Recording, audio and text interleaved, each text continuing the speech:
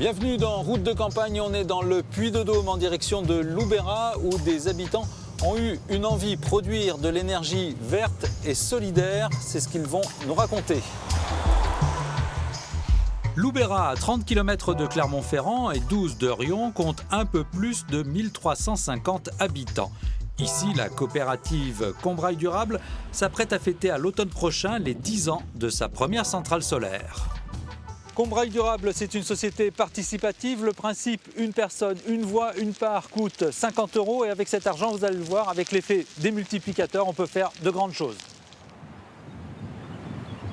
Et on commence cette séquence devant un panneau explicatif posé sur le devant de l'école.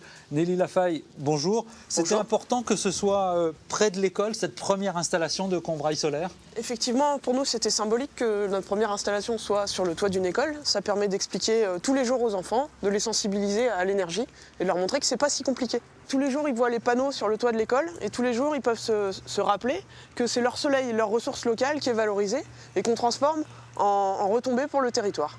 Qu'est-ce que c'est qu'une coopérative? Une coopérative, c'est très simple, c'est un groupement.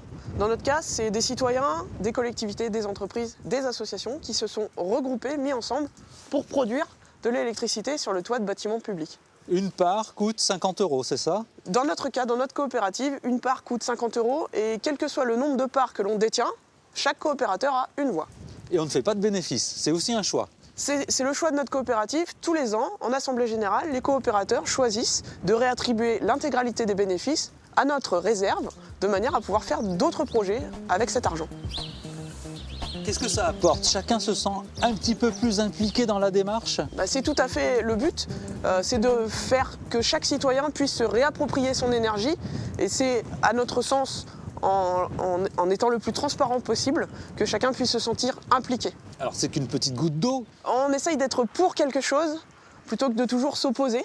Et donc, de cette manière-là, on pense que plein de petites gouttes d'eau pourront peut-être permettre à d'autres d'avoir d'autres idées. 22 gouttes d'eau en tout cas sur le Puy-de-Dôme.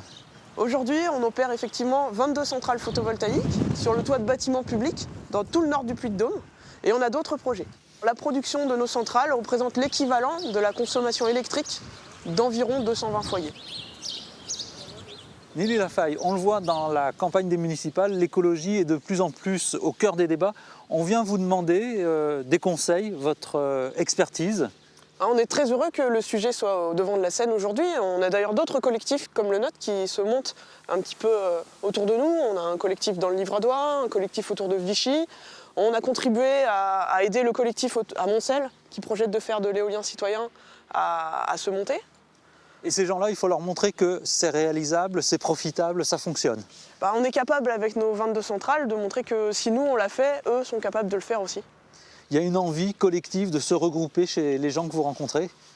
Effectivement, cette idée de se mettre ensemble pour faire des choses positives, c'est quelque chose qui fait plaisir et qui intéresse un grand nombre de personnes aujourd'hui. Vous sentez un élan? On sent un élan.